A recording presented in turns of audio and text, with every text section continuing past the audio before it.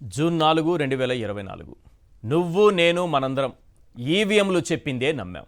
ఇంతకీ ఈవీఎంలు ఏం చెప్పాయంటారా? అప్పుడే మర్చిపోతే ఎలా బాస్? టీడీపీ 135 స్థానాల్లో గెలిచిందని, జనసేన 21కి 21 స్థానాల్లో గెలిచిందని, బీజేపీ పోటీ చేసిన 10 స్థానాల్లో 8 చోట్ల విజయం సాధించిందని చెప్పాయి కదా. కానీ ఈవీఎంలు దాచిన నిజమేంటో తెలుసా? పోలైన ఓట్ల కంటే కౌంటింగ్ చేసిన ఓట్లు 51 లక్షలు అధికంగా ఉన్నాయన్న నిజాన్ని ఈవీఎంలు దాచేశాయి. ఈ అదనపు ఓట్లు 87 అసెంబ్లీ స్థానాల్లో ఫలితాలను తారుమారు చేశాయన్న నిజాన్ని ఈవీఎంలు దాచేశాయి. ఏడాది దాటిపోయింది. ఈవీఎంల నుంచి ఒక్కో నిజం క్రమంగా బయటకు వస్తోంది. ఈ అనుమానాలతోనే వైఎస్ఆర్సీపీ ఎంపీలు, నేతలు కేంద్ర ఎన్నికల సంఘాన్ని కలిశారు. ఆధారాలన్నీ వారి చేతుల్లో పెట్టారు. చెప్పాల్సిందంతా చెప్పారు. వైఎస్ఆర్సీపీని కాసేపు పక్కన పెడదాం. విఎఫ్డి అంటే ఓట్ ఫర్ డెమోక్రసీ అనే సంస్థ ఈవీఎంలు దాచేసిన నిజాన్ని ఆనాడే బయటపెట్టింది.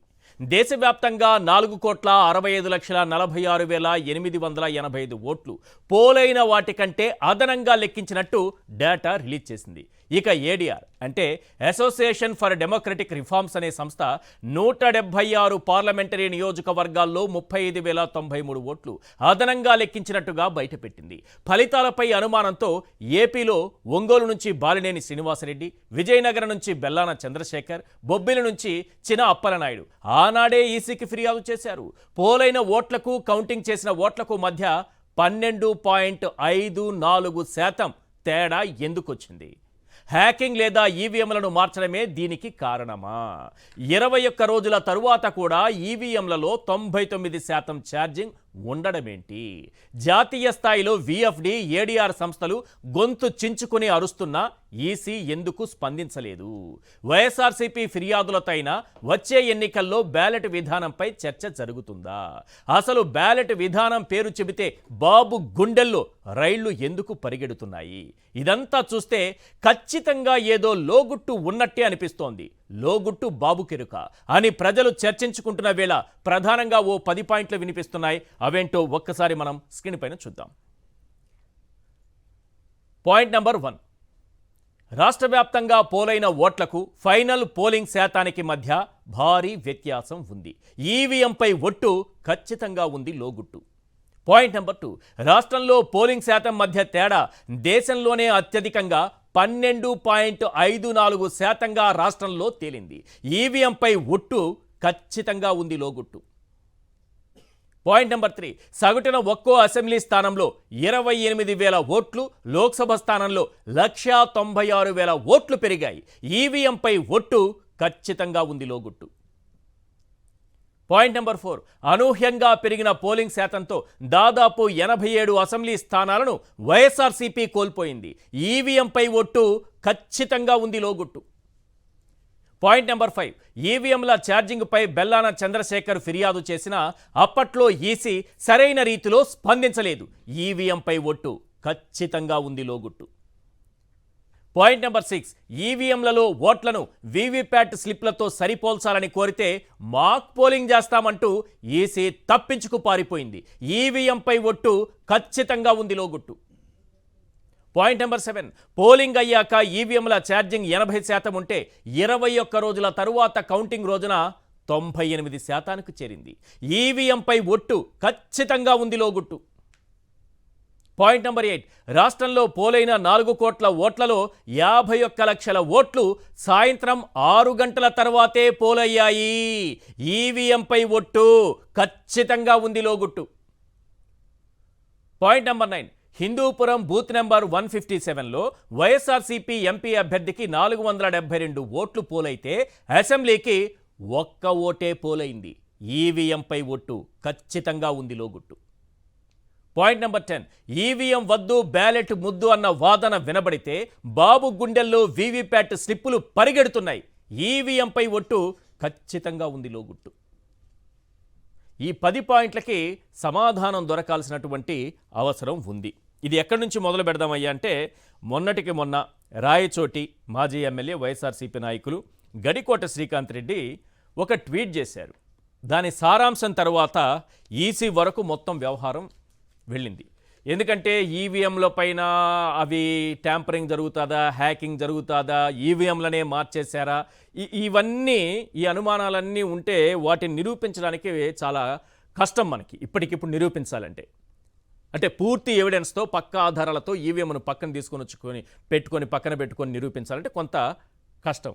కానీ ఆయన పెట్టిన ట్వీట్ చూస్తే చాలా సులభంగా అర్థమయ్యే రీతిలో ఉంది. చిన్న పిల్లలకు కూడా 6th క్లాస్ 7th క్లాస్ పిల్లలు కూడా ఈ మ్యాథ్స్ని ఆయన ఇచ్చినటువంటి మ్యాథ్స్ చాలా క్లియర్గా అర్థమయ్యేలా చెప్పుకొచ్చారు. ఆయన 2012 ఉప ఎన్నిక నుంచి మొదలుపెట్టారు. 2014, 19, 24 ఎన్నికల్ని పోల్స్ చెప్పారు. 2019 ఎన్నికల్ని తీసుకుందాం. తెలుగుదేశం పార్టీకి సుమారు 62,000 ఓట్లు వచ్చాయి. వైసీపీకి 92,000 ఓట్ల నుంచి 98,000 ఓట్లు లభించాయి. ఇక 2019కి ముందు కొంచెం వెనక్కి వెళ్తే 2014-19 మధ్య తేడా ఎంత ఉందంటే వైఎస్ఆర్సీపీకేమో 90,000కు పైగా ఓట్లు వస్తున్నాయి. అప్పుడు కూడా టీడీపీ ఓడిపోయింది. టీడీపీకేమో 60,000కు పైగా ఓట్లు వస్తున్నాయి. అంటే 62 నుంచి 66,000 వరకు టీడీపీకి, 92,000 నుంచి 98,000 వరకు వైసీపీకి. గత 2 ఎన్నికల్ని, ఏది 2024 కాదు, దానికి ముందు ఎన్నికల్ని, దానికి ముందు 14-19 చూస్తే ఇద్దరికి ఈ గ్యాప్ అయితే అలాగే ఉంది. కానీ 2024 ఎన్నికల్లో మాత్రం ఓట్ల సంఖ్యలో ఏకంగా 30,000 ఓట్లు అదనంగా వచ్చి చేరిపోయాయి. 30,000 ఓట్లు అదనంగా చేరిపోయాయి. ఈ 30,000 ఓట్ల అదనంగా చేరడంతో వైసీపీకి 95,000 ఓట్లు, టీడీపీకి 96,000 ఓట్లు. అంటే వీళ్లకున్నటువంటి 66,000 ఓట్లు ప్లస్ కొత్తగా వచ్చిన 30,000 ఓట్లు. కొత్తగా చేరిన 30,000 వచ్చి ఏకంగా టీడీపీకే, కొత్తగా వచ్చిన అన్ని ఓట్లు టీడీపీకే. వాళ్ళు 96కి వెళ్ళిపోయారు. ఇది ఎక్కడైనా జరుగుతుందా? కొత్తగా వచ్చి చేరినటువంటి ఓట్లలో కనీసం ఒక 10%, 20% ఇటు వైసీపీకి రావాలి. రాలేదు. పోనీ వీళ్ళు గెలిచారు అని అంటే ఎలా గెలవాలి?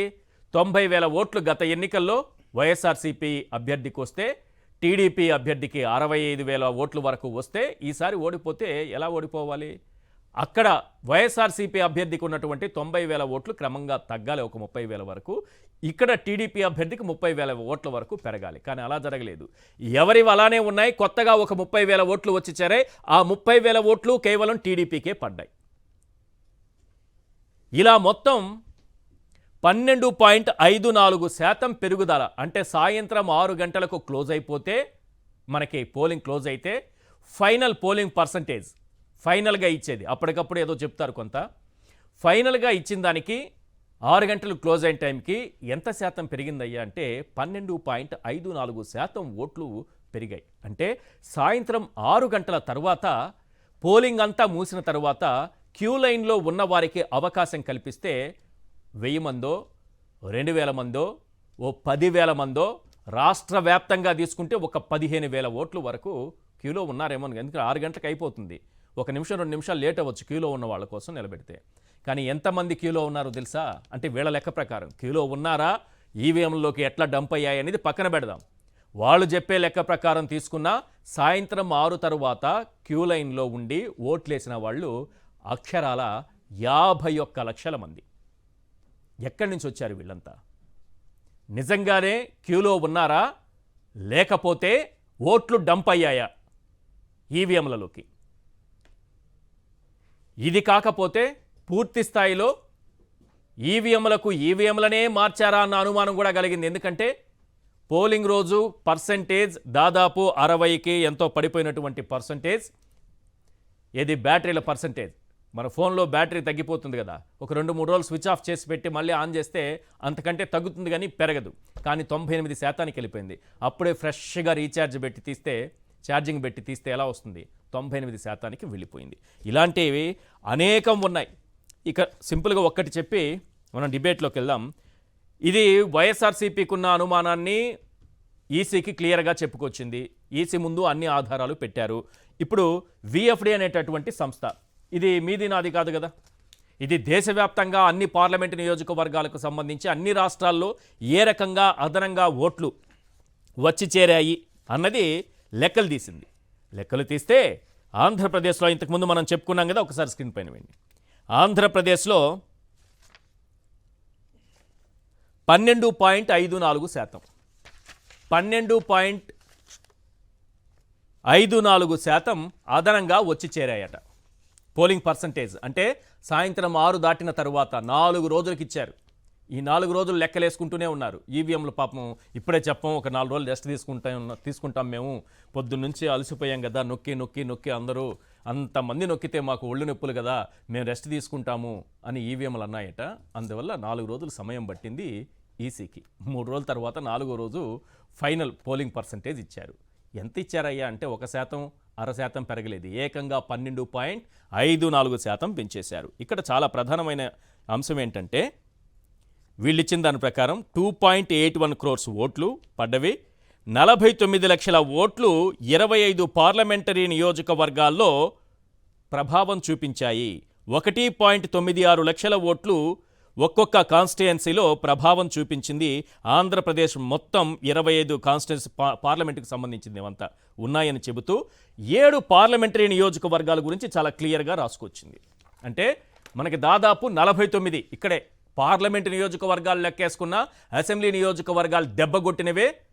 7 పార్లమెంటులు పూర్తిగా ఎందుకు ఓడిపోయిందో అర్థం కాని పరిస్థితిలో ఉందనేది వాళ్ళు ఇచ్చినటువంటి క్లారిటీగా రాసుకొచ్చినటువంటి, వాళ్ళు చేసినటువంటి సర్వే, వాళ్ళు తీసుకున్నటువంటి ఎవిడెన్స్ ఆధారంగా లెక్కలు మొత్తం తీస్తే వచ్చింది ఇది.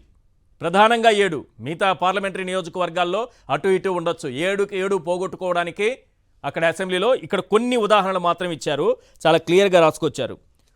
Ongole where the TDP has won by a margin of 50,199 votes. Kurnool where the TDP has won by a margin of 1,11,298 votes.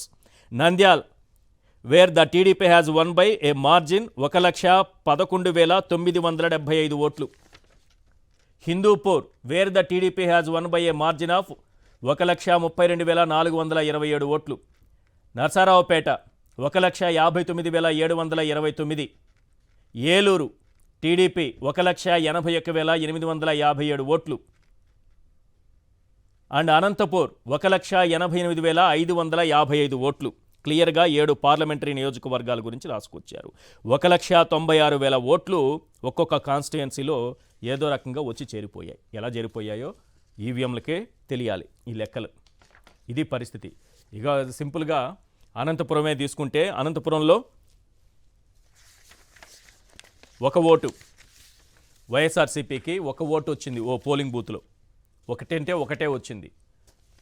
1 vote పడితే మిగిలిన పార్టీలకి ఏ విధంగా పడ్డాయనేది కూడా ఒక్కసారి లెక్కలు తీసి చూశారు.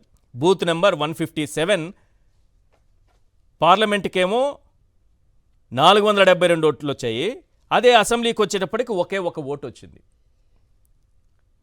కాంగ్రెస్ పార్టీ పార్లమెంట్ అభ్యర్థికి 1 ఓటు రాగా అసెంబ్లీ అభ్యర్థికి 464 ఓట్లు. ఇది టీడీపీకి వెళ్లాల్సింది, ఇటు పడ్డట్టున్నాయి, ఏదో కొంచెం పొరపాటు చేసినట్టున్నారు. టీడీపీ పార్లమెంట్ అభ్యర్థికి 8 ఓట్లు పోలవగా అసెంబ్లీ అభ్యర్థికి 95 ఓట్లు వచ్చాయి.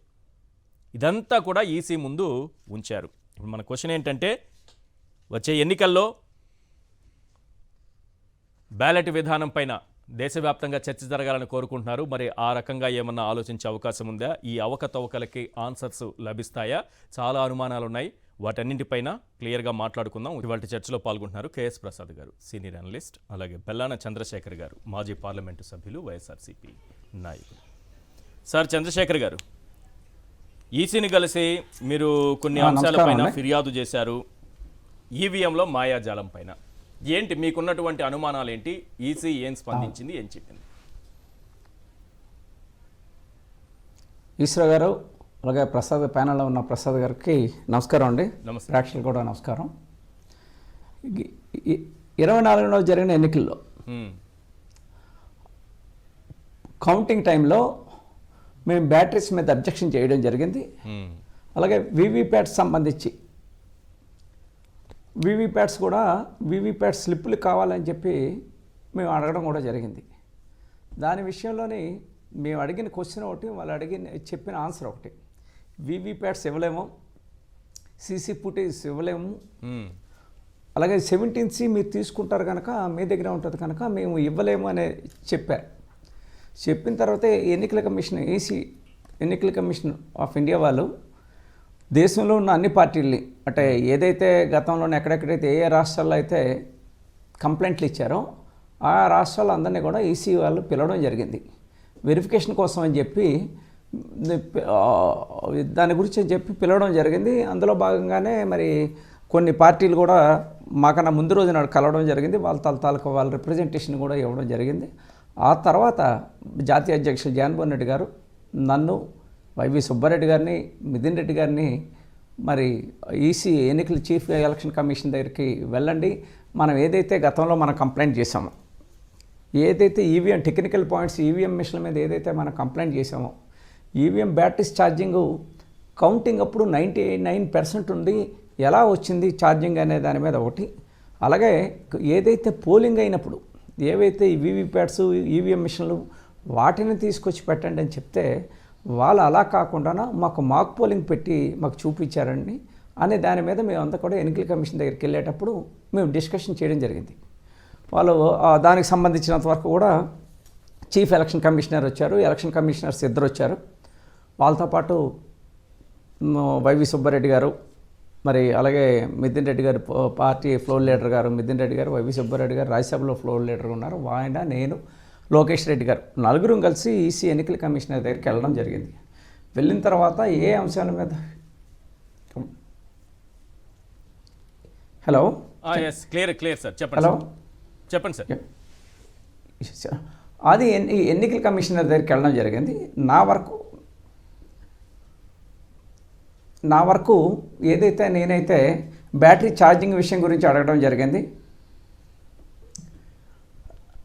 అలాగే వీవీప్యాట్స్ కూడా కావాలని చెప్పడం జరిగింది. వాళ్ళు పొంతనలేని సమాధానం చెప్పారు. సెల్ ఫోన్ ఛార్జింగ్ అవుతుంది, అది మీకు వాట్సాప్లు ఉంటాయి, తర్వాత యాప్లు ఉంటాయి కనుక యాప్స్ అన్నీ వస్తాయి, దాని నుంచి ఛార్జింగ్ ఎక్కువ ఇది అవుతుంది, మా బ్యాటరీస్ రీఛార్జబుల్ బ్యాటరీస్ అని చెప్పారు. రీఛార్జబుల్ అంటే ఏంటి? అంటే మనం రీఛార్జ్ చేసినప్పుడే అవుతుందా? దానికి అదే అవుతుంది ఆటోమేటిక్, దానికి అదే అవుతుందని చెప్పారు, రీఛార్జబుల్ అవుతుందని చెప్పారు. దాన్ని చూపించమని చెప్పడం జరిగింది. వాళ్ళు ఏం చెప్పారంటే, మీరు ఈ ఎలక్షన్ ఆఫీసర్కి మీరు కోర్టులో వేశారు, ఎలక్షన్ ఆఫీసర్కి కోర్టులో వేస్తే ఇచ్చే పరిస్థితి కాదు, ఎన్నికల కమిషనర్కి మీరు కోర్టులోని కంప్లైంట్ చేస్తే, కోర్టులో కేసు వేస్తే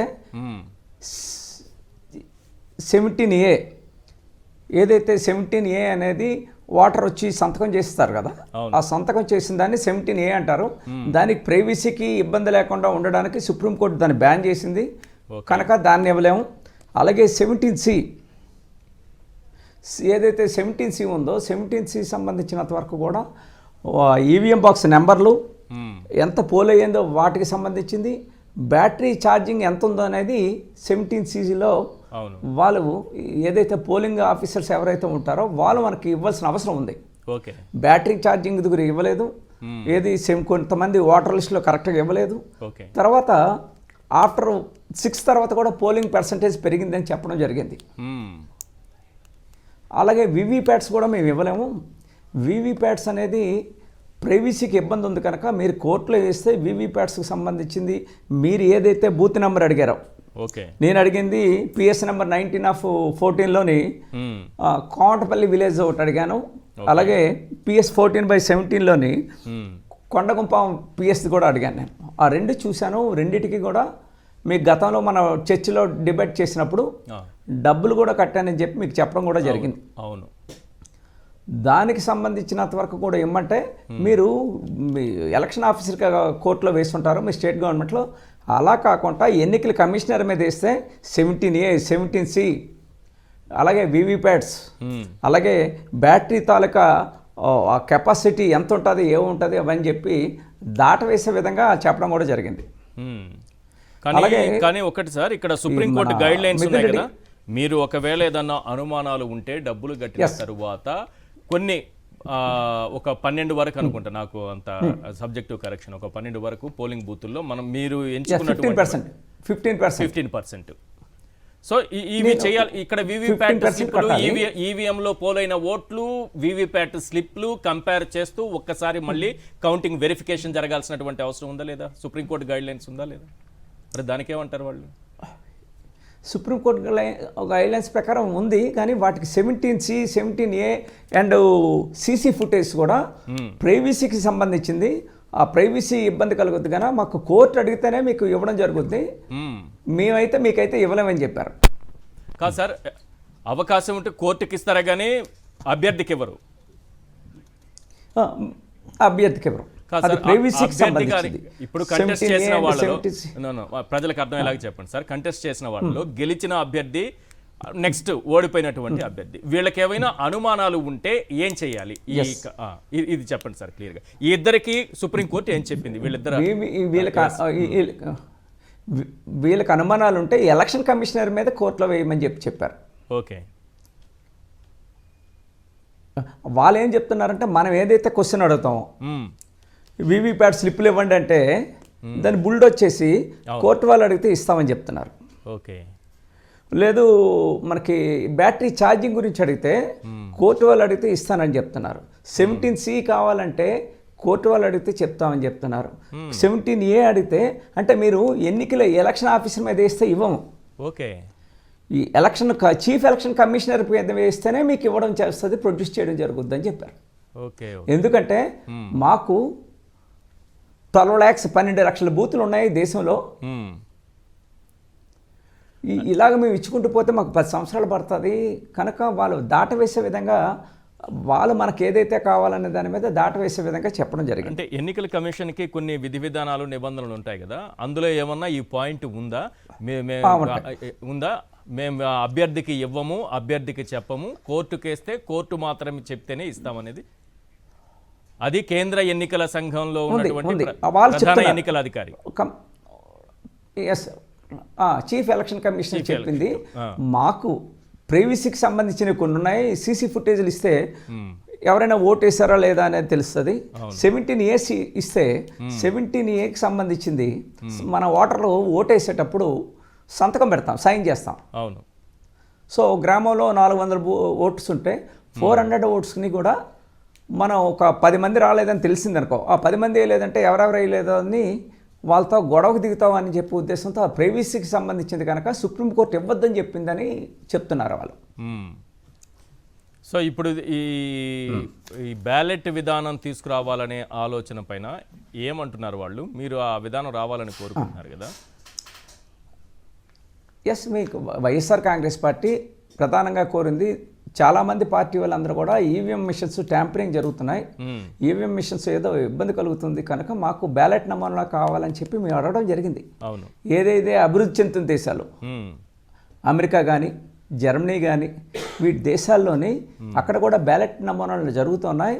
బ్యాలెట్ నమూనాలతో ఓట్లు వేస్తున్నారు కనుక యూరోప్ దేశాల్లోని కనుక ఇక్కడ కూడా బ్యాలెట్ పెట్టండి అంటే, బ్యాలెట్ పెడితే ఇబ్బంది ఉంది కౌంటింగ్ చేయడానికి, బ్యాలెట్ పెడితే చాలా ఇబ్బందులు ఉన్నాయి కనుక మీరు విశాఖపట్నాన్ని బ్యాలెట్గా పెడతాం, మీరు ఒప్పుకోకుంటారా అనే దాటవేసే ధోరణులతో చీఫ్ ఎలక్షన్ కమిషన్ చెప్పడం జరిగింది. అలాగే ఈ ఎలక్టర్ ఓట్ల గురించి, అలాగే ఎక్కడైతే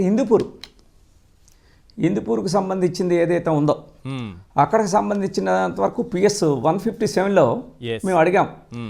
వైఎస్ఆర్సీపీ ఎంపీకి 472 ఓట్లు వచ్చాయి, తెలుగుదేశానికి ఒక ఓటు వచ్చింది. అలాగే వైఎస్ఆర్ పార్టీకి ఎమ్మెల్యేకి ఒక ఓటు వచ్చింది. అలాగే INS కాంగ్రెస్ పార్టీకి ఎంపీకి ఒక ఓటు వచ్చింది, ఎమ్మెల్యేకి 464 ఓట్లు వచ్చాయి. టీడీపీకి 8 ఓట్స్ వచ్చాయి, ఎమ్మెల్యేకి 95 ఓట్స్ వచ్చాయి. అసలు ఈ రాష్ట్రంలో కాంగ్రెస్ ఎక్కడా లేదండి, అసలు కాంగ్రెస్ లేనప్పుడు ఎలా ఓట్లు పడ్డాయని అడిగా. అలాగే రాయచోటుకి సంబంధించినంత వరకు కూడా ఒకసారి అబ్నార్మల్గా ఓటర్ లిస్ట్ పెరిగిపోయింది. ఓకే. ఇది ఎందుకు పెరిగిందంటే మీ దగ్గర ఫ్యాక్టరీస్ ఉన్నాయా, ఇండస్ట్రీస్ ఉన్నాయా, ఏమైనా డెవలప్ అయిందా, అందుకు ఓటర్ లిస్ట్ పెరిగిందా అంటే దాని గురించి కూడా చెప్తే తప్పకుండా దాన్ని ఎంక్వైరీ చేస్తాం. అలాగే నెక్స్ట్ క్వశ్చన్ ఏమి అడిగా అంటే ఆధార్ కార్డుకి అనుసంధానం చేయమని చెప్పాం ఎలక్టర్ ఓటర్. ఓకే. చెప్తే ఇప్పుడు బీహార్లో ఎన్నికలు జరుగుతూ ఉన్నాయి కనుక దాన్ని స్పెషల్ ఇంటెలిజెన్స్ రివిజన్ కింద తీసుకున్నాం. అలాగే ఆంధ్ర రాష్ట్రాన్ని కూడా మేము చేసి పెడతాం, అటువంటి ఇబ్బంది లేదు, డూప్లికేట్ ఓటర్స్ రానికుండా ఉంటాం. ఎక్కడ ఒక దగ్గర ఎక్కడైతే ఆధార్ కార్డు లింక్ ఉంటుందో దాన్ని మట్టుగా ఎన్నికల కమిషనర్ ఒప్పుకుంది. ఆంధ్రప్రదేశ్ స్పెషల్గా తీసుకొచ్చి తప్పకుండా దాన్ని ఏదైతే స్పెషల్ ఇంటెన్సివ్ రివిజన్ కింద తీసుకొని దాన్ని ప్రత్యేకంగా ఓటర్ లిస్ట్ని ఇంటింటికి తిప్పి వాళ్ళే ఏర్పాటు చేసి అదంతా కూడాను ఆధార్ కార్డు లింక్ చేస్తామని చెప్పడం జరిగింది. అలాగే ఏదైతే ఓటర్ లిస్టు టైం దగ్గరలో ఓటర్ లిస్టులోని మీ పేరు లేదండి, మీ పేరు ఉన్నదని చెప్పి దగ్గరలో ఓటర్ లిస్ట్ ఇస్తున్నారు. ఇచ్చేటప్పుడు ఇబ్బంది అవుతుంది కనుక ప్రతి పార్టీకి కూడా ఏదైతే యాప్ ఉందో ఆ యాప్ని అన్ని పార్టీలకు కూడా యాప్ ఇవ్వండి అని చెప్పడం జరిగింది. ఓకే సార్, ఇక్కడ నాకు ఒక అనుమానం ఉంది. ఇది సామాన్యులకు వచ్చే అనుమానమే. ఒక్కటి చెప్తాను. మీరు చెప్పారు 17A 17C వివిప్యాట్ అలాగే బ్యాటరీ అంశానికి సంబంధించి ఈ 17A 17C వివిప్యాట్ ఈ స్లిప్లకు సంబంధించి చీఫ్ ఎలక్షన్ కమిషనర్ మీద కోర్టులో మీరు కేసు వేస్తే కోర్టు ఆర్డర్స్ ఆధారంగానే ఇవి మీకు ప్రొడ్యూస్ చేయడం జరుగుతుంది, అంతేనా? ప్రొడ్యూస్ చేయడం జరుగుతుంది అంతే. అయితే ఇక్కడ నాకున్న అనుమానం ఏంటంటే వివిప్యాట్ స్లిప్పుల గురించి, వివిప్యాట్ స్లిప్స్ ఈవీఎంలో పోలైన ఓట్లు రెండూ సరిపోల్చాలని మీరు ఒకవేళ చీఫ్ ఎలక్షన్ కమిషనర్ పైన కోర్టులో కేసు వేశారు అనుకోండి, అప్పుడు కోర్టు ఎస్ వీళ్ళకి ఒక్కసారి చూపించండి అని కోర్టు చెప్పింది అనుకోండి. కానీ వివిప్యాట్ స్లిప్పుల్ని కాల్ చేయండి, డెస్ట్రాయ్ చేయండి అని రాష్ట్ర ఎన్నికల ప్రధాన అధికారి 20 రోజులకే వాటిని కాల్చి పడేశారు. అది కూడా క్వశ్చన్ రైట్ 20 రోజుల్లోనే కాల్చి చేస్తే వాళ్ళు చెప్తుంది ఏంటంటే మీరు ఇవ్వండి, అది కూడా అడగడం జరిగింది. అడిగినప్పుడు వాళ్ళు చెప్తుంది ఏంటంటే మీరు కోర్టుకు అడగండి, మేము ఇస్తాం. వాళ్ళు దాటవేసే విధానం మనం కాల్చి పడేసిన తర్వాత బూడిద నుంచి ఏం తీసుకొస్తారు? సంబంధించింది ఇప్పుడు కాల్చి పడేసిన తర్వాత బూడిద నుంచి ఏం తీసుకొస్తారు? తీసుకురాలేరు. బట్ వాళ్ళు చెప్పింది ఏంటంటే ఎన్నికల కమిషన్, చీఫ్ ఎలక్షన్ కమిషన్ వరకు వాళ్ళు చెప్పింది ఏంటంటే మీరు కోర్టుకు వెళ్ళండి, మేము ఇవ్వకపోతే అడగండి, 17A ఇవ్వకపోతే అడగండి, 17C ఇవ్వకపోతే అవ్వండి, సీసీ ఫుటేజ్లు ఇవ్వకపోతే అడగండి, బ్యాలెట్ ఏదైతే మీరు వివిప్యాడ్లో ఉన్న స్లిప్పులు ఇవ్వకపోతే అడగండి అని చెప్తా ఉన్నారు. రైట్. ప్రసాద్ గారు ఎంత సింపుల్గా దొరికిపోయారు చూడండి. చాలా క్లియర్గా ఒక పాయింట్. మీరు చీఫ్ ఎలక్షన్ కమిషనర్ మీద కోర్టులో కేసు వేస్తే మీకు 17A కావాలన్నా 17C కావాలన్నా వివిప్యాట్లను సరిపోల్చుతూ రీవెరిఫికేషన్ జరగాలన్నా, రీకౌంటింగ్ అంటే వెరిఫికేషన్ జరగాలన్నా మీరు కోర్టుకు వెళ్ళండి చెప్పారు. కోర్టుకు వెళ్తారు, కోర్టు సరే అంది. ఎక్కడుంది సార్, మొత్తం కాల్చి పడేశారు కదా 20 రోజుల్లోనే ఆర్డర్స్ ఇచ్చి. ఇప్పుడు ఈ కోర్టు చెప్తే మాత్రం ఏం చేస్తారు వీళ్ళు? అంటే ఇప్పుడు సమయం గడిచిపోయింది కాబట్టి మీరు అప్పుడు అలా చేయలేదని అంటున్నారు. ఒకవేళ అదే సమయంలో అడుగుంటే 20 రోజుల్లో కాల్చి పడేశారు. ముందుగా సాక్షి ప్రేక్షకులకు నమస్కారం అండి. అలాగే ప్యానల్లో ఉన్న మా సోదరుడు బెల్లాల చంద్రశేఖర్కి మీకు కూడా ప్రత్యేక నమస్కారాలండి. మీరు చెప్పిందంత సులువుగా బూడిదైపోయింది, బుగ్గి అయిపోయిందంటే డీకే అరుణమ్మ ఎలక్షన్ ఒకసారి జ్ఞాపకం తెచ్చుకోండి. ఎలక్షన్ 2 రోజుల ముందు నువ్వే ఎమ్మెల్యే ఇవ్వమని డిక్లేర్ చేశారు. అయిపోయింది. 4 ఏళ్ళ అన్నీ అయిపోయి లాస్ట్ 2 రోజులు ఎలక్షన్స్ ముందు నువ్వు ఎమ్మెల్యే అని గెలిచారు. వీళ్ళ కోతి వేషాలు. గౌరవ సుప్రీంకోర్టు సంజీవ్ ఖన్నా గారు ఇప్పుడు చీఫ్ జస్టిస్ అయ్యారు. తర్వాత దీపాంక్ష్ దత్ గారు ఉన్నారు. వీళ్ళిద్దరు బెంచ్ పేజ్ నెంబర్ 37లో ఏమిచ్చిందో ఎలక్షన్ కమిషన్కి మీకు స్వతంత్ర ప్రతిపత్తి ఏడిసింది కదా మీ మోకానికి, ఏం చేసి తగలడ్డారో ఒకసారి చెప్పండి. ఏం చెప్పారు తెలుసా గౌరవ న్యాయస్థానానికి? అంటే సే ఫర్ ఇన్స్టెంట్ మనకు ఒక SOP ఉంటుంది, అంటే స్టాండర్డ్ ఆపరేషన్ ప్రాసెస్. అంటే 3 ఉంటాయి. ఏది? సెంట్రల్ యూనిట్ ఒకటి, బ్యాలెట్ యూనిట్ ఒకటి, వివిప్యాట్ ఒకటి. ఈ 3 పనికిరాని చెప్తాను నేను నా దృష్టిలో అయితే. ఎందుకంటే 17A ఇస్ క్రిటికల్. ఎందుకు అంటే మీరు లోపలికి వెళ్ళిన తర్వాత మనం వేసి ఓటుకి ముందు మూసుకుని సంతకం పెడతాం. సంతకం పెట్టిన ఓట్లు సే ఫర్ ఇన్స్టెంట్ అవి 500, ఆ దిక్కుమాల ఈవీఎం మిషన్లో ఉన్నవి 500, 2 టాలీ అయితేనే మాట్లాడండి. ఓకే, ఇక్కడ సంతకం పెట్టినవి అక్కడ దాంట్లో పోలేనివి అంతకన్నా ఎక్కువ వచ్చాయంటే తర్వాత ముగ్గోటు వేస్తారు కదా మన మొహానికి. ఏది? ఈ 1000 మీటర్ల దూరంలో ఇంతకన్నా ఎవడు రాకూడదు. ఆ ముగ్గు లోపల ఏడిసిన వాళ్ళకే ఓటిస్తారు. వాళ్ళు 12.5% ఉన్నారు.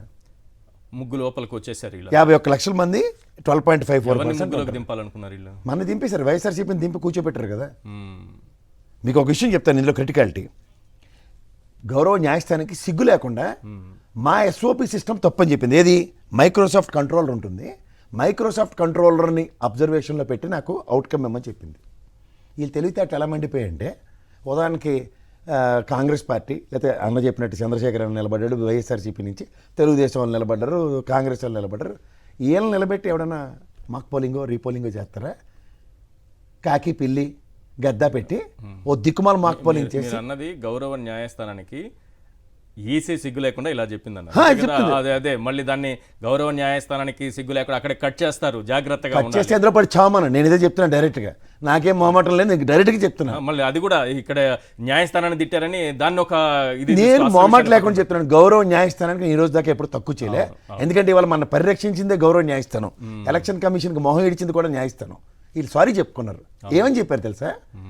మా దగ్గర ఎగ్జిస్టింగ్ స్టాండర్డ్ ఆపరేషన్ ఏదైతే ఉందో which is not meeting your expectations, so we are reappointing new SOP అని చెప్పారు. That itself is unacceptance కదా. కరెక్ట్. ఇక్కడ ఏ ఎస్ఓపి ఉందో ఈ మూడింటిని ఎంక్వైరీ చేయడానికి, అవుట్కమ్ డెరైవ్ అవ్వడానికి which is not acceptable. 17A ఎందుకు వాళ్ళు ఎంఫసైజ్ చేయట్లేదంటే కోడిపెట్టలో దొరుకుతారు కాబట్టి. వీడియో ఫుటేజ్ 2 విషయాలు ఉన్నాయి కదా మీరు చెప్పినట్టు. ఈ 12.54 చంద్రశేఖర్ నియోజకవర్గంగా తీసుకుందాం అయింది. అవును. ఆయన రీకౌంటింగ్ పెట్టిన ఆ 3 గ్రామాలే చెప్దాం. వీళ్ళు ఫస్ట్ ఆఫ్ ఆల్ 12.54 జస్టిఫై అవుతుందో లేదో చెప్పొచ్చు. ఇప్పుడు రాయచోట్లో గత 2 ట్రాక్లు బట్టి 60,000 90,000 మధ్యలో గేమ్ ఆడుతుంది దగ్గర 30,000 డిసైడింగ్ ఫ్యాక్టర్ ఉన్నప్పుడు కొత్త 30,000 ఎలా డిసైడింగ్ ఫ్యాక్టర్ అయింది? కొత్తగా వచ్చినవే డిసైడింగ్ కొత్తగా వచ్చిన 30,000 డిసైడింగ్ ఫ్యాక్టర్ అయినప్పుడు ఈవీఎంలు నేను చాలాసార్లు బట్టి చెప్తున్నాను. మీకు ఒక విషయం చెప్తా సార్, మనం 2011 లెక్కల ఈ ఎలక్షన్ కమిషన్ వాళ్ళు ఆ పేపర్లు అవి కాల్చి చచ్చిపోవడానికి కారణం ఏంటంటే 2011లోనే జనగణన జరిగింది. మీరు జాగ్రత్తగా చూడండి, ఆ మిషన్లో ఉన్న డేటా 2011కి సంబంధించిన జనాభా లెక్కలు. 2011 తర్వాత 18 సంవత్సరాలు వచ్చిన వాళ్ళందరికీ ఆధార్ కార్డులు, ఓటు హక్కు వేసుకోవడానికి ఉంటుంది కదా. ఉదాహరణకి మీకే 18 సంవత్సరాలు 2011 తర్వాత వచ్చేయండి. మీరు ఆల్రెడీ మనకు ఉత్తరప్రదేశ్ ఒక ఎక్స్పెరిమెంటల్ మాడ్యూల్ మీరు గ్యాప్ కొందా 20 ఏళ్ళకి ఒక ఆర్ఎస్ఎస్ వాడిని పెట్టారు వాళ్ళు. పెట్టి ఆడికి వాళ్ళ దళపతి సినిమా డైలాగులు ఉంటాయి బీజేపీ వాళ్ళకి, ఈడుకి పాల ప్యాకెట్లు ఇచ్చి కరెంటు బిల్లు కట్టి ఆయన మొత్తం అంతా చెప్పి మొత్తానికి కొత్త ఓటర్ లిస్టు. మీకు ఇంకా చెప్పాలంటే వైఎస్ఆర్సీపీకి మొదటి దెబ్బ ఎక్కడ తగిలింది తెలుసా? ఎలక్షన్స్ ముందు 45,70,000 ఓట్లు తెలుగుదేశం పార్టీ పరంగా టీడీఎల్పీ సురేష్ గారు పూనుకుని 45,70,000 ఓట్లు తొలగించాడు. అక్కడ విజయసాయిరెడ్డి ఇప్పుడు లేడు కానీ ఆయన ఒక్కడే రెస్పాండ్ అయ్యేటప్పుడు. తదనంతర పరిణామాల్లో ఎలక్షన్స్ తర్వాత జరిగిన పరిణామాల్లో మీరు గమనిస్తే ఈ కొత్తగా ఎక్సెస్ ఓటర్స్ ఎవరైతే ఉన్నారో ఇప్పుడు ఏ జనాభా అంటే మీరు రఫ్గా ఎంతమంది చెప్తారు చెప్పండి? 150 కోట్ల మంది అని చెప్తారు కదా. ఈ 117 కోట్లకి ఈ 150 కోట్లకి ఉన్న 33 కోట్ల మంది 29 మొత్తం 33 రాష్ట్రాలు కేంద్రపాలిత ప్రాంతాలు ఆయన అగ్రిగేట్ చెప్పొచ్చు కదా ఎక్కడో దగ్గర. సో ఈ సెట్ అయిన వాళ్ళని ఏం చేస్తారంటే కొత్త దిక్కుమాల ఓటర్ లిస్ట్ ఉంటుంది. ఇంతకలా చంద్రశేఖర్ బాగా చెప్పాడు ఆ విషయం. కొత్త ఓటర్ లిస్ట్ గేమింగ్ ఎలా ఉంటుందంటే మీరు యాప్లు పెట్టుకోండి, వాళ్ళకాడ పెట్టుకోండి, దాంట్లో లోపల ఉన్న మిషన్లో డేటా టాలీ అవుతుంది. అందుకే మీరు ఎస్ఓపి ఏదైతే ఉందో వాళ్ళు మాక్ పోలింగ్ చేస్తారు. వెళ్ళిన తర్వాత లోపల వెళ్ళిన మాస్టర్లు ఈ గజిటెడ్ ఆఫీసర్లు ఎవరైతే డ్యూటీలకు వెళ్తారో వాళ్ళే బట్టలు నొక్కుతారు ఫస్ట్ మాక్ పోలింగ్ అని. వాళ్ళందరూ ముసలి కదా పాత 2011 లెక్కల ప్రకారం. కాదు నాకు ఒక అనుమానం ఉంది. వీవీప్యాట్లతో సరిపోల్చండి, ఈవీఎంలు ఎన్ని ఓట్లు పోలయ్యాయి, వీవీప్యాట్ స్లిప్లు ఎన్ని ఉన్నాయి? ఎందుకంటే ఓటు వేసిన ప్రతిసారి స్లిప్ మీరు వీవీప్యాట్లు ఇవన్నీ మాయా మర్చిపోండి. కాదు సార్, మాక్ పోలింగ్ అంటే ఈవీఎం మెషిన్ ఎలా పనిచేస్తోందని చెప్పేదే మాక్ పోలింగ్. అంతకంటే ఏముంటుంది అందులో? మిషన్ పనిచేస్తుందో లేదా మనకెందుకు? ఇప్పుడు మిషన్ పనిచేస్తుంది అన్నది ప్రూవ్ అయిపోతుంది, పనిచేస్తూనే ఉంటుంది. 98% ఎప్పుడైనా ఛార్జింగ్ ఉండే క్యాపబిలిటీ దానికి ఉన్నప్పుడు ఎప్పుడైనా. నాకు ఒక డౌట్ అడిగి చంద్రశేఖర్ గారిని మళ్ళీ మీ దగ్గరికి చిన్న పాయింట్. సార్ చంద్రశేఖర్ గారు, మీరు ఈ వీవీప్యాట్ స్లిప్పులు పోల్చి లెక్కలు చెప్పాలన్నప్పుడు మాక్ పోలింగ్ నిర్వహిస్తాము, మాక్ పోలింగ్ చేసి చూపిస్తామన్నారు. అది చేశారు కదా. నేను అడుగుతున్నది ఏంటంటే మాక్ పోలింగ్ కోసం కొత్తగా వేరే ఈవీఎంని తీసుకొచ్చారా, ఇప్పుడు అక్కడ ఉన్నటువంటి ఈవీఎంనే ఉపయోగించారా? మనం ఏదైతే అడిగామో 14లో 17 అది ఇవ్వలేదు. కొత్త ఈవీఎం మెషిన్ మాక్ పోలింగ్ నిర్వహించారు. ఇంతకంటే దుర్మార్గం ఉంటుంది. నాకు ఇప్పుడు ఇవ్వండి. ఇప్పుడు మనకి బిఈఎల్ఎల్ బెల్ ఒకటి, నెక్స్ట్ ఈసీఐ వీళ్ళిద్దరే తయారు చేస్తారు దిక్కుమల మిషన్లు. మా పాస్టర్ దగ్గర గెలిచారు, జ్ఞాపకం ఉంచుకోండి. బెల్ డైరెక్టర్ గారు ఆయన ఇన్వర్టెడ్ కామలు పెట్టి ఉంచుకోండి బీజేపీ నుంచి. జాగ్రత్తగా గమనిస్తే మీరు ఎప్పుడైతే ఈ ఎలక్షన్ సంబంధించిన అంశంలో 2011 డేటాల ప్రకారం ఆ ముసలోళ్ళు మాత్రమే మాక్ పోలింగ్ నొక్కుతారు. ఈవెన్ గౌరవ న్యాయస్థానం దీని మీద ఫుడ్ డౌన్ చేసింది కూడా ఏమనుకుంటున్నారు? నాకు మాక్ పోలింగ్ అడిగితే నేను అడిగింది ఏంటి, మైక్రో కంట్రోలర్ నుంచి నాకు డేటా ఎక్స్ట్రాక్ట్ చేసి ఇవ్వండి. మైక్రో కంట్రోలర్ ఏంటి? ఒరిజినల్ డేటా ఆఫ్ ఈవీఎం మిషన్లో ఏముందో 17A టాలీ అవుతుంది అది. అంటే ఏది నువ్వు ఎన్ని సంతకాలు పెట్టావో ఈ మైక్రో దీన్ని బట్టి ఎన్ని ఓట్లు వేసారో 2 చెప్పమంటే ఇందులో సంతకాలు పెట్టినవి 500, దాంట్లో వచ్చినవి 800, లేదా దాంట్లో వచ్చినవి 300. ఈ డిస్పారిటీ డైరెక్ట్గా కోడిపేటలో దొరుకుతారు. దీన్ని ఎస్టాబ్లిష్ చేయకుండా ఉండడానికే మీరు గమనించరు లేదో, ఓకే. మహారాష్ట్ర, హర్యానా బాధితులు, ఆంధ్రప్రదేశ్ అండ్ ఒరిస్సా, వీళ్ళందరూ కంప్లైంట్లు ఆన్ అన్ అగ్రిగేట్ ఒక్కొక్క నియోజకవర్గం నుంచి వాళ్ళు ఖచ్చితంగా కంప్లైంట్ గౌరవ సుప్రీంకోర్టుకి ఇచ్చిన తర్వాత వాళ్ళు తీసుకున్న ఫుడ్ డౌన్ డెసిషన్ ఏంటంటే, నాకు ఈ మైక్రో కంట్రోలర్తో నాకు మొత్తం ఎక్స్ట్రాక్ట్ చేసి ఇమ్మంటే అది మా వల్ల కాదని సారీ చెప్పారు. గతంలో మీకు తెలంగాణ ఎలక్షన్ చూడండి, రజిత్ కుమార్ 25,70,000 ఓట్లు ఎత్తిచాడు. ఎత్తి పొరపాటు జరిగింది, సారీ అన్నాడు. ఏం చేయలేము, ఎందుకంటే స్వతంత్ర ప్రతిపత్తితో ఉంది. ఈ స్వతంత్ర ప్రతిపత్తి కలిగిన దానికి వీళ్ళు చేస్తున్న రాజకీయ విన్యాసాలు గమనించండి. సో దీనివల్ల జరుగుతున్న పొరపాట్లు ఏంటంటే, మీరు అన్నట్టు బ్యాలెట్ పేపర్ అయినా సరే, ఇప్పుడు మనకి కొత్త లిస్టు పాత లిస్టు ఉంది సార్, ఇది కేవలం కళ్ళు తుడుచుకోవడానికి మాత్రమే. మీ ఓటు మీరు వేసేస్తారు, కానీ లోపల జరిగే మ్యాజిక్ ఏంటంటే, పాత జనాభా ప్రకారం వీళ్ళకి కావాల్సినప్పుడు ఉదాహరణకి రాయచోట్లో 30,000 కలుపుకున్నారు. అక్కర్లేని దగ్గర ఆయన అగ్రిగేట్ ప్రతి పార్లమెంట్లోనూ 196,000 ఓట్లు గేమ్ చేశారు. ఇది స్టాక్ అన్నమాట. ఈ స్టాక్ని ఏం చేస్తారంటే, నువ్వు గెలవాలి అని టార్గెట్ వీళ్ళు ఫిక్స్ అయినప్పుడు వారికి డంపింగ్ యార్డ్లు వేసినట్టు వేస్తున్నారు. ఇది ప్రజలు గమనించాలి, రాజకీయ పార్టీలు ముఖ్యంగా గమనించాలి. ఇక్కడ మీకు జరుగుతున్న పొరపాటల్లో ఏంటంటే, మనం అన్ని రాష్ట్రాలతోనూ సంఘటితంగా పోరాటం చేస్తారా. ఇవాళ ఎలక్షన్ కమిషన్కి గరావులు స్టార్ట్ అయితే, ఎందుకంటే రాహుల్ గాంధీ మొన్న పిలిపించాడు జాతీయ స్థాయిలో, నేను 1 వీక్ టైం ఇస్తున్నాను, మా జంబుకాలు వస్తే మీ దగ్గరికి, వాళ్ళు కనుక మీరు ఇది ఎక్స్ప్లెయిన్ చేయలేకపోతే సుప్రీంకోర్టుకి ఎక్స్ప్లెయిన్ చేయలేదు. ఇక్కడ చేయవలసిన ఇన్స్టెంట్ రియాక్టివ్ మోడ్ అంటే, ఫస్ట్ జాతీయ పార్టీ ఏదైనా ఇనిషియేటివ్ తీసుకుంటే తర్వాత రీజనల్ పార్టీ, ఎందుకంటే వీళ్ళు ప్రయత్నాలు చేశారు. వీళ్ళ దగ్గర ఏం చెప్తున్నారు, 17 ఏం ఇవ్వలేము, మీరు సుప్రీంకోర్టుకి వెళ్ళండి, 17C వర్తించదు, సుప్రీంకోర్టుకి వెళ్ళండి. సుప్రీంకోర్టు డైరెక్షన్లో చీఫ్ ఎలక్షన్ కమిషనర్కి మళ్ళీ కంప్లైంట్ ఇస్తే as per their guide lines మళ్ళీ చేస్తారు. వీడియో ఫుటేజ్ ఉంది కదా చెప్పండి అంటే, as per guide lines of supreme court chief election commissioner మీరు ఏం కంప్లైంట్ ఇచ్చినా తీసి చెత్తబుట్టలో వేస్తాం, సుప్రీంకోర్టుకి వెళ్ళి అప్పుడు మీరు నా పైన కంప్లైంట్ ఇచ్చి సుప్రీంకోర్టు మీకు అనుకూలంగా తీర్పిస్తే దా కాపీని తీసుకొచ్చి నాకు ఇస్తే నేను చేయాలనుకుంటే చేస్తారు. కరెక్ట్గా 2 రోజులు ఎలక్షన్ ఉంటుందిగా, డీకేఆర్ నమ్మకి ఇచ్చినట్టు ఇస్తారు, నువ్వే గెలిచావమ్మా పని చూసుకొని ఏడు చేసుకుంటుంది. సేమ్ అలాగే ఉంటుంది. వీళ్ళ రాజకీయ చతురత ఎప్పుడైతే ఏది విధంగా కావాలంటే ఎస్ఓపి వాళ్ళ దగ్గర ఉన్నది తప్పని గౌరవ సుప్రీంకోర్టుకే చెప్పినప్పుడు, ఇంకా మరి ఈవీఎం మిషన్తో మాకు ఎందుకు దిక్కుమల ఎలక్షన్ ఎవరిని ఉద్ధరించడానికి. రైట్, ఓ కాల్ ఉన్నారు శివారెడ్డి కర్నూలు నుంచి. శివారెడ్డి గారు చెప్పండి, ఏం చెప్పాలనుకుంటున్నారు? హలో శివారెడ్డి గారు చెప్పండి. నమస్తే సార్. అదే ఇప్పుడు డిబేట్ జరుగుతుంది కదా సార్. అవును చెప్పండి.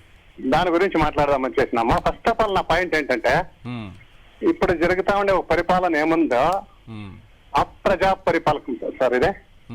ఎందుకంటే టోటల్ గా ఈ ఎలక్షన్స్ ఏమైనా ఈ ఎలక్షన్స్ దీని మీద జనసామాన్యులు ఓటర్ ఎవరున్నారో ఈ ఓటర్ అభిప్రాయము ఎట్లా గెలిచినాడు బాబు అనేదే ఉంది క్వశ్చన్ ఇప్పటికి కూడాను. డౌట్ ఉందా ఇప్పటికి ప్రజల్లో? 100%. ఎందుకంటే అక్కడ ఈసీ వాళ్ళకి కానీ ఒక న్యాయస్థానాలకు కానీ ఓటింగ్ ఎలా జరిగింది ఒక జనసామాన్యుని నాడిమిడితో వాళ్ళకి అర్థం కాదు. ఓటు వేసిండే వాళ్ళకి మాత్రం తెలుస్తుంది అది ఎలా ఇది మారింది అనేది క్వశ్చన్. అయితే ఇప్పుడు మేము కూడా బూత్ ఏమి ఒక పోలింగ్ ఏజెంట్ గా పనిచేసిన అనుభవంతో చెప్తా ఉన్నాము. వివిప్యాట్ కామన్ పాయింట్ సార్ ఇదే. వివిప్యాట్ కి ఈవీఎం కి ఓట్లు క్రాస్ చెక్ చేసినప్పుడు ఒక ఓటు కూడా ಹೆಚ್ಚು తక్కువ రాకూడదు. అది కరెక్టే, కానీ జరిపితే కదా, ఎన్నిసార్లు అడిగినా అది చేయలేదు కదా ఈసీ. సార్ ఇప్పుడు ఏమంటే దీనికి ఈసీ ఒక న్యాయస్థానము ఒక సెంట్రల్ గవర్నమెంట్ కూడా దీంట్లో ఇన్వాల్వ్ అయ్యి ప్రజాస్వామ్యాన్ని నడి రోడ్డున ఉరిదీసినారు అనిపిస్తుంది సార్. రైట్, అలాగే ఉంది. నడి రోడ్డున ఉరిదీశారు. ఎందుకంటే అలాగే అనిపిస్తుంది. థ్యాంక్ యూ అండి కాల్ చేసినందుకు. సుధాకర్ గారు చిత్తూరు నుంచి. సుధాకర్ గారు చెప్పండి, ఏం చెప్పాలనుకుంటున్నారు? మీకు ఛానల్ ఉన్న సభ్యులకు అందరికీ నమస్కారం. నమస్తే అండి. ఒకటి, ఏ ఎలక్ట్రానిక్ ఐటమ్ అయినా ఛార్జింగ్ చేయకుండా ఆటోమేటిక్ ఛార్జింగ్ అయ్యే ఎలక్ట్రానిక్ ఐటమ్స్ ఏదన్నా మన ఏ దేశంలో ఉందా ఈశ్వర్ గారు? ఏ దేశంలో అయినా ఛార్జింగ్ ఇప్పుడు మార్నింగ్ నుంచి ఇప్పుడు పోలింగ్ జరుగుతుంది, ఎలక్ట్రానిక్ ఐటమ్లు ఉంది, పోలింగ్ జరుగుతున్నాయి. ఈవినింగ్ వచ్చి పోలింగ్ కంప్లీట్ అయిన తర్వాత కంప్లీట్ క్లోజ్ చేసిన తర్వాత వాటిని తీసుకుని స్టోరేజ్ రూమ్ లో పెట్టేస్తారు. పెట్టిన తర్వాత అది ఆటోమేటిక్ గా రీఛార్జ్ ఎలా కాగలుగుతుంది? అవును, ఇది ఎవరైనా పోనీ ఎలక్ట్రానిక్ ఐటమ్స్ లో ఎవరికైనా చదువుకున్న వాళ్ళు చదువుకోలేని ఎవరికైనా మంచి పాయింట్ ఏంటంటే, అది ఆటోమేటిక్ గా రీఛార్జ్ అయితే అన్నిట్లోనూ అలాగే ఉండాలి కదా. అన్ని ఈవీఎంలలో అన్ని బ్యాటరీలు అదే రకంగా 100% వెళ్ళిపోవాలి. దేశవ్యాప్తంగా 100% వెళ్ళిపోవాలి అన్ని. How can you have to possible, sir? Any electronic item, how can you have to possible automatic recharge without power? ఎలా అవుతుంది అది? దీన్ని ఎలా కంపేర్ చేయగలుగుతున్నారు? ఇంకోటి ఈవీఎం ప్యాడ్లు తీసుకోవచ్చు, మీరు 45 days కెపాసిటీ ఉన్నదని 20 days లో ఎందుకు డిమాలిష్ చేశారు? ఎస్ 45 days కాదు, ఇక్కడ మనం ప్రజలందరూ కూడా విజ్ఞప్తి చేయాల్సింది ఏంటంటే, ఏంటి అంత అవసరం 45 daysలోనే ఎందుకు ఆ స్లిప్పులను తగలబెట్టాలి, ఎందుకు డిస్ట్రాయ్ చేయాలి? 20 days చేయొద్దు లోనే చేశారండి. చేయొద్దు. అనుమానం ఉన్నప్పుడు 6 నెలల తర్వాత అయినా నిరూపించాల్సిన బాధ్యత, కొద్ది రోజుల పాటు ఉంచాల్సిన బాధ్యత ప్రజాస్వామ్యంలో ఎలక్షన్ కమిషన్కు ఉంది. ఆ బాధ్యత నిర్వర్తించాలి. రూల్స్ కొన్ని పెట్టుకొని మా దగ్గర రూల్స్ ఉన్నాయి కాబట్టి వారం రోజుల్లో గాల్ చేస్తాం, 10 రోజుల్లో గాల్ చేస్తాం కాదు. ప్రజల్లో ఒక ప్రజాస్వామ్యం పైన, ప్రజాస్వామ్య పద్ధతుల్లో జరుగుతున్నటువంటి ఎన్నికల పైన ఒక అనుమానం వచ్చినప్పుడు ఆ అనుమానాన్ని నివృత్తి చేయడానికి 10 రోజులు కాకపోతే 100 రోజులు పెట్టాలి. ఎందుకు గాల్ చేయాలి? ఇది రాజకీయ పార్టీలన్నీ కూడా ఈసీకి విజ్ఞప్తి చేయాల్సినటువంటి అవసరం ఉంది. Right. America national intelligence director Tulsi Gabbard గతంలో వాళ్ళ క్యాబినెట్ సమావేశంలోనే ట్రంప్ ముందే ఒక వ్యాఖ్యలు చేశారు. ఈవీఎంలను ఎలా ట్యాంపరింగ్ చేయొచ్చు, వివిధ దేశాలలో ఎంత సులభంగా ట్యాంపరింగ్ చేస్తున్నారు అన్న అంశానికి సంబంధించి. సార్ చంద్రశేఖర్ గారు, ఈవీఎంలను హ్యాకింగ్ చేసేటటువంటి అవకాశం ఉంది అనేది ప్రపంచాలలో టెక్నాలజీని బాగా నమ్మేవాళ్ళు అమెరికా లాంటి దేశంలో కూడా ఈ అనుమానాలు వస్తూ ఉంటే, ఎలాన్ మస్క్ అయితే అప్పట్లో ఒక ట్వీట్ కూడా పెట్టారు, మీకు గుర్తే ఉంటుంది, ఈ ఎలక్షన్స్ ముగిసిన కొద్ది రోజులకే. ఇది టెక్నాలజీని బాగా నమ్మే చంద్రబాబు నాయుడు గారు లాంటి వాళ్ళు, వినిపిస్తోందా సార్ చంద్రశేఖర్ గారు? ఈ టెక్నాలజీని బాగా నమ్మేటటువంటి చంద్రబాబు నాయుడు గారు ఈవీఎంలనే కోరుకుంటారా? మీరేమో బ్యాలెట్ పేపర్ అంటున్నారు. చంద్రశేఖర్ గారు వినిపిస్తోందా? చెప్పండి సార్. ప్రపంచంలో అమెరికా లాంటి దేశాల్లో కూడా ఈవీఎంల పైన అనేక అనుమానాలు వస్తున్నాయి. వీటిని ఈజీగా ట్యాంపరింగ్ చేయవచ్చా? ఎస్, అదే మేము కూడా అదే అడుగుతున్నాం. ఇది ప్రజలకి, ప్రజాస్వామ్యంలో ఉన్నాం, ప్రజలకి నివృత్తి చేయవలసిన బాధ్యత మీకుంది. ఈరోజు పబ్లిక్ ప్రజలందరూ కూడా ఈవీఎం సీఎం అంటున్నారు. ఎవరిని? కనుక అది అవునా కాదా, అసలు ఎందుకు ఇది ప్రజలకి నివృత్తి చేయవలసిన అవసరం ఉంది? కనుక బ్యాలెట్ నమూనా కావాలని చెప్పి మేము కానీ మాతో పాటు కొన్ని ముందు రోజులే కొన్ని పార్టీలు కూడా వాళ్ళు కూడా బ్యాలెట్ నమూనా కావాలనే కోరుతా ఉన్నారు. చంద్రబాబు నాయుడు గారికి అత్యంత సన్నిహితులైనటువంటి వేమూరి హరికృష్ణ గారు అనుకుంటా, సబ్జెక్ట్ హరిప్రసాద్, ఆయన ఈవీఎంలను ఎలా ట్యాంపరింగ్ చేయవచ్చో విదేశీయులతో కలిసి ట్యాంపరింగ్ చేసి దాన్ని చూపించినటువంటి వ్యక్తి. మరి వీళ్ళంతా చంద్రబాబు నాయుడు గారి చుట్టూ ఉన్నారు కాబట్టి కొంత అనుమానాలు మీకు రావడం, ఈవీఎం సీఎం అనడం కామనే కావచ్చు. రైట్. అయితే 2029లోనూ ఎట్టి పరిస్థితుల్లో వైఎస్ఆర్సీపీని మళ్ళీ అధికారంలోకి రానివ్వను పవన్ కళ్యాణ్ గారు ఈరోజు మాట్లాడుతున్నారు. అంటే ఏంటి, ప్రజలకు మించి ప్రజలు ఎవరికి ఓట్లు వేయాలనేది పక్కకు పోయింది, వీళ్ళే డిసైడ్ చేసేస్తున్నారు. అంటే ఈవీఎంలు ఉంటే చాలు మన పక్కన, ప్రజలతో కూడా మనకు సంబంధం లేదు, ప్రజాస్వామ్యంతో మనకు సంబంధం లేదు, ఎన్నికలతో మనకు సంబంధం లేదు, 2029లోనూ జగన్ రానివ్వను. ఎవరు డిసైడ్ చేయాలి? చంద్రబాబు నాయుడు గారు అయితే ఎవరో పారిశ్రామికవేత్తలకు రాసి ఇచ్చేశారట, ఇక జగన్ రాడు అని.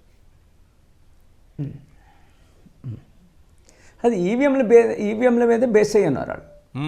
అందుకే అంత ఓపెన్గా జగన్మోహన్ రెడ్డి గారిని ఎన్నికల్లో గెలవనివ్వమని చెప్తున్నారు. వీళ్ళకు మామూలు ఈ ఓట్ల పైన లెక్కలేనట్టుంది సార్, ప్రజాస్వామ్య ఎలక్షన్ల పైన లెక్కలేనట్టుంది. అందుకే ప్రజలంటే కూడా లెక్క లేకుండా అసలు ఏ మాత్రం బాధ్యతాయుతంగా ప్రభుత్వం కూడా నిర్వర్తించట్లేదు. ఒకసారి పవన్ కళ్యాణ్ గారు ఏమన్నారనేది ఆ బయట ఒకసారి ప్లే చేయండి. రౌడీజానికి, గుండాలకి, గుండాగర్దీలకి బయటపడితే మన రాజకీయాల్లోకి వస్తాం. కేసులు పెడతాం, వస్తే 29లో మేము అంతు చూస్తామంటే మీరు రావాలి కదా. మీరు ఎలా వస్తారో మేము చూస్తాం. రౌడీజానికి, గుండాలకి, గుండాగర్దీలకి బయటపడితే మన రాజకీయాల్లోకి వస్తాం. కేసులు పెడతాం, వస్తే 29లో మేము అంతు చూస్తామంటే మీరు రావాలి కదా. మీరు ఎలా వస్తారో మేము చూస్తాం. జస్ట్ ఒక మంత్రి గారు కేబినెట్లో, చంద్రబాబు నాయుడు గారి కేబినెట్లో చాలామంది మంత్రులు ఉన్నారు. అందులో పవన్ కళ్యాణ్ గారు ఒక మంత్రి. ఈరోజు ఉదయం 8:30కి హైదరాబాద్ నుంచి ప్రత్యేక విమానంలో గన్నవరంకి వచ్చారు. అక్కడ నుంచి మళ్ళీ ప్రత్యేక హెలికాప్టర్లో ఆ ఊరు ఏదో మార్కాపురమా ఆయన వెళ్ళింది, అక్కడికి వెళ్ళారు. మళ్ళీ అక్కడ నుంచి అదే ప్రత్యేకమైనటువంటి హెలికాప్టర్లో మళ్ళీ గన్నవరంకి వచ్చారు. మళ్ళీ అక్కడ నుంచి భోజనం చేయడానికి, సాయంత్రం టీ తాగడానికి హైదరాబాద్కి ప్రత్యేక విమానంలో వచ్చేసారు. రేపు మళ్ళీ టిఫిన్ చేసుకొని లంచ్కి విజయవాడకు వచ్చి లంచ్ అక్కడ చేసుకొని మళ్ళీ ప్రత్యేక విమానంలో డిన్నర్కి హైదరాబాద్కు వచ్చి ఇక్కడ నిద్రపోయిన తర్వాత ఒకవేళ టిఫిన్ చేయాల్సి వస్తే మళ్ళీ గన్నవరం వరకు ప్రత్యేక విమానంలో వచ్చి అక్కడ నుంచి ప్రత్యేక విమానంలో మళ్ళీ వైజాగ్ వెళ్ళి అక్కడ టిఫిన్ చేసుకొని ఈ ఈవీఎం గవర్నమెంట్ అని ఇంతకుముందు అన్నారే బెల్లాన చంద్రశేఖర్ గారు, ఎల్లుండి ఆదివారం కదా సెలవు, సార్. ఆ తర్వాత రోజు వెళ్తారు. ఇవన్నీ ఏంటంటే రోజు బ్రేక్ఫాస్ట్ లంచ్కి ఫ్లైట్లు ఎలా వాడాలో సరే ఎలా బ్రేక్ఫాస్ట్ ఈ రోజు ఆయన వాడినటువంటి ఖర్చు నాకు తెలిసి ఆ ప్రోగ్రామ్ ఖర్చు ఏమో నాకు తెలియదు కానీ వీటికి ₹1 పైన ఉంటుందా? ఆల్రెడీ కోటెడ్ సార్ మీకు. ఆల్రెడీ ఈ 4 కోట్ల పేద దేశం కదా, పేద రాష్ట్రం కదా. 64 కోట్ల పైచలకి ఫ్లైట్లకి తగలబెట్టరు తిరుగుళ్ళకి. సో ఇవన్నీ పక్క మంత్రి గారికి ప్రత్యేక విమానాలు ఏంటి సార్? లేస్తే ప్రత్యేక విమానం, దిగితే ప్రత్యేక విమానం, పక్క ఊరికి పోవాలంటే ప్రత్యేక విమానం. వెనకాల తోకోటి పెట్టారు కదా ఉప ముఖ్యమంత్రి అని. తోకలు ఉన్నారు, గతంలో లేరా? ఉన్నారు, గతంలో లేరా? 5 లేరా? ఉన్నారు. ఎవరు ప్రత్యేక విమానాలు వేసుకుని తిరిగారు? అదే చెప్తున్నాను సార్, ప్రజాస్వామ్యం మీద విలువలు ఆయన చెప్పారు. చంద్రశేఖర్ గారు చెప్పినట్టు ఎవరో ఒకళ్ళ ప్రోత్సాహంతోనూ ఆయన డైరెక్ట్గా ఇందాక మీరు ఇదే వినిపించారు. ఇంకోటి నాకైతే తెలీదు, నాకైతే చేత కాదు ఈ విషయంలో అని మాట్లాడిన మాటలు వినిపిస్తే అప్పుడు ప్రజలకి ప్రజాస్వామ్యంలో ఇలాంటి మేధావులు, మేధా సంపత్తి ఎంత అవసరం ప్రజలకు అర్థమవుతుంది. మీరు గూండాగిరి అరెస్టులు అన్న దగ్గర ఎవరిని అరెస్ట్ చేస్తున్నారో ఒకసారి చూసుకోండి. మిమ్మల్ని ఆ రోజు సమ్మిట్ జరుగుతున్నప్పుడు నిలువరించడాన్ని అరెస్టుల కింద అభివర్ణించుకుంటే మిమ్మల్ని అయితే అరెస్ట్ చేయలే. ఇవన్నీ మీరు మర్చిపోయి కాదు, చంద్రబాబు నాయుడు గారు ఒకవైపు, పవన్ కళ్యాణ్ ఇంకోవైపు, నెక్స్ట్ 29లో రానివ్వము, రాసిచ్చేసాం, ఆల్రెడీ పారిశ్రామికవేత్తలు అడిగారు వస్తారంటే రానని మేమే రాసిచ్చేసామని అంటున్నారు. ఎవరు డిసైడ్ చేస్తారు? ఈవీఎంలు డిసైడ్ చేస్తాయా, ప్రజలు ఓటర్లు డిసైడ్ చేస్తారా జగన్మోహన్ రావాలా లేదా అన్నది? ఈసారి ఎవరు డిసైడ్ చేసారో వాళ్ళకి తెలుసు అంతరాత్మకి. రాబోయేది కూడా అదే అనుకుని బ్రహ్మల్లో ఉంటే మీరేట్ చేయగలుగుతారు. ఇప్పుడు మీకు తెల్లారిలో దెయ్యము భూతం భయం ఉంది అనుకోండి, మీరేట్ చేస్తారు? పడుకుంటారా? హనుమాన్ చాలీసా గట్టి పెట్టుకుని చదువుకుని భజనలు చేసుకుంటూ ఉంటారు. దాని ఇంట్లో మేలటోళ్ళు ఏమంటారంటే ఈయన భయం పడుతున్నాడు, తెల్లారులో హనుమాన్ చాలీసా వింటున్నాడు అని. కానీ జగన్మోహన్ రెడ్డి అనే పేరుతో భయం పడి తెల్లారులో హనుమాన్ చాలీసాలు వింటే మనం ఏం చేస్తాం? సంవత్సరం పాటు అదే జై జగన్మోహన్ రెడ్డి అని మనం అంటుంటే వాళ్ళేమో జగన్మోహన్ రెడ్డి గారు నామస్మరణ చేసి దెయ్యాలు, భూతాలు, ప్రేతాత్మలు. అలా మా అచ్చెన్నాయుడు గారు అయితే అక్కడ మా చంద్రశేఖరానికి దగ్గరే 1000 అడుగులు గోయిత అవుతుండట అన్నారు. చూసుకో ఒకసారి ఎక్కడ చుట్టుపక్కల వెళ్ళినప్పుడు ఏకంగా చంద్రబాబు జగన్మోహన్ రెడ్డి గారినట భూతం కింద అభివర్ణించి దాంట్లో అట. బాబు రాత్రి అలా సినిమాలు చూడకండి. అదేంటిది అనుష్క సినిమా ఏదో ఉంటుంది చూడండి, ఏం సినిమా అది? మొదల బొమ్మలు సినిమా ఏదో ఉంటుంది. ఆ సినిమాలు చూస్తే ఏంటంటే భూత పేత విద్యాలన్నీ అరుంధతి సినిమాలో ఆడ బాటిల్లో పెట్టి లోపల సమాధి చేసినట్టు అలాంటివన్నీ. ఇది ప్రజాస్వామ్యం సార్, మీ వల్ల కాదు. సమాధులు భూస్థాపితాలంటే ఇక్కడ తెలంగాణలో తెలుగుదేశం చేసి చూపించాడు మా కేసీఆర్ సార్. చెప్పండి చంద్రశేఖర్ గారు. ఈశ్వర్ గారు నా కాన్స్టిట్యున్సీలో, నా పార్లమెంట్ కాన్స్టిట్యున్సీలో చీపురుపల్లి, ఎచ్చర్ల, గజపతి నగరం, ఓకే, 3 నియోజకవర్గంలో 21 రోజులు అయింది క్యాండిడేట్లు వచ్చి నామినేషన్ వేసి. వాళ్ళు ముగ్గురు గెలిచారా? వాళ్ళు ఆ నమ్మకం అంతా కూడాను ఈవీఎంల మీదే బేస్ అయ్యి ఉన్నారు. ఇక్కడే కాదు, రాష్ట్రంలో చాలా మంది 21 రోజులకు వచ్చి పోలవరం ఎన్ని చెప్పాలి అనా పీ గన్నవరం, పోలవరం, అలా మన తెల్లార్లు కాళ్ళకు బలపం కట్టుకుని తిరిగిన నియోజకవర్గం ధర్మవరం, అనంతపురం. ఆయన కూడా ఆయనకే రోజు గిల్లుకొని ఇలాగా ఆయన ఎలక్షన్కి వెళ్ళదనుకుని 14 క్లబ్బులు నడిపిస్తుండే. ఈ రాష్ట్రంలోని కమలం ఎవరికి తెలియదు. అవును, కమలం గుర్తు తెలియదు. అటువంటిది 21 రోజుల్లో హెచ్చర్లు వచ్చి కమలం గుర్తు మీద 30,000, 40,000తో ఓట్లతో గెలిచారు ఆయన. 6 తర్వాత పోలింగ్ జరిగాయి అక్కడ కూడా. వాళ్ళ కాన్ఫిడెన్స్ అంతా ఈవీఎం మిషన్ మీద తెల్లారులకు జరిగినట్టుకునే పోలింగ్. రైట్, ఓ కాలర్ ఉన్నారు అదృష్టం తణుకు నుంచి. అదృష్టం గారు, హలో. ఏంటి మీ పేరు అదృష్టమా? చెప్పండి. అవును సార్, నా పేరు అదృష్టం అండి. చాలా అదృష్టం అండి ఇలాంటి పేరు పెట్టుకోవడం. మీరు కాల్ చేయడం మా అదృష్టం. చెప్పండి సార్. ఇప్పుడు ఈ డిబేట్ లో నేను మాట్లాడదలుచుకున్నా సార్. నేను చెప్పండి సార్, చెప్పండి. ఇప్పుడు ఈవీఎంల మాట కొంచెం పక్కన పెడితే సార్, నేను ఎస్సీ సామాజిక వర్గం నుంచి మాట్లాడుతున్నా సార్. నేను జై భీములు. మొన్న జగన్మోహన్ రెడ్డి గారి కాన్వాయ్ కింద పడుకొని చనిపోయింది చెప్పి చంద్రబాబు నాయుడు చెప్పారు కదండి. ఉమ్, ఒక్క పిల్లలు తీసి పడేశారని చెప్పారు కదండి. ఉమ్, ఆయనకి చంద్రబాబు నాయుడు గారికి ఒక విషయం గుర్తు రావట్లేదు సార్. నేను అడుగుతున్నాను, ఇప్పుడే కాదు నాకు కాదండి, ఎవరికి గుర్తు రావట్లేదు, నేను గుర్తు చేస్తున్నాను సార్. చెప్పండి. తణుకు పశ్చిమ గోదావరి జిల్లాలో ఏలివెన్ అనే గ్రామం ఒకటి ఉంది సార్. ఇక్కడ ఉమ్, అక్కడ రైతుల్ని పట్ట పగలు పొలంలో కాల్చి చంపించిన ఘనత చంద్రబాబు నాయుడు గారు కాదా? గతంలో అవును. ఉమ్, అవును సార్. కరెక్ట్. అది ఆయన మర్చిపోయి మాట్లాడుతున్నాడా? ఎస్. ఉమ్, ఏం సార్? ఈ రోజు ఒక దళితుడిని ఒక్కతో పోల్చాడు సార్ ఆయన. కరెక్ట్.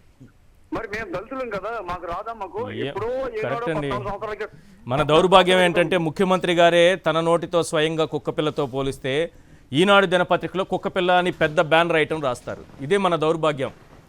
ఈవీఎం ప్రభుత్వంలో ఇలా ఉంటుంది. బెల్లాన చంద్రశేఖర్ గారు ఈవీఎం సీఎం అనేశారు కాబట్టి ఈవీఎం ప్రభుత్వంలో ఇది ఇంతే. రైట్ కాదండి, అసలు బాధాకరమైన విషయం ఏంటంటే ఆయన అలా తీసుకెళ్ళింది గౌరవ పోలీస్ వ్యవస్థ. ఆయన సాయం పట్టి తీసుకెళ్ళింది. అంటే ఈయన ప్రభుత్వంలో ఈయన వ్యవస్థని ఏ విధంగా పోలుస్తున్నారో చూడండి ఒకసారి. అంటే వ్యవస్థ మీద ఆయన గౌరవం ఉందో లేదో మీరే చెప్పండి ఒకసారి. Right. Thank you sir Prasad గారు చర్చలో పాల్గొన్నందుకు. చంద్రశేఖర్ గారు thank you so much sir ఇవాళ చర్చలో మీరు పాల్గొన్నందుకు. ఇది ఇవాళ చర్చా కార్యక్రమం. చూస్తూనే ఉండండి సాక్షి టీవీ.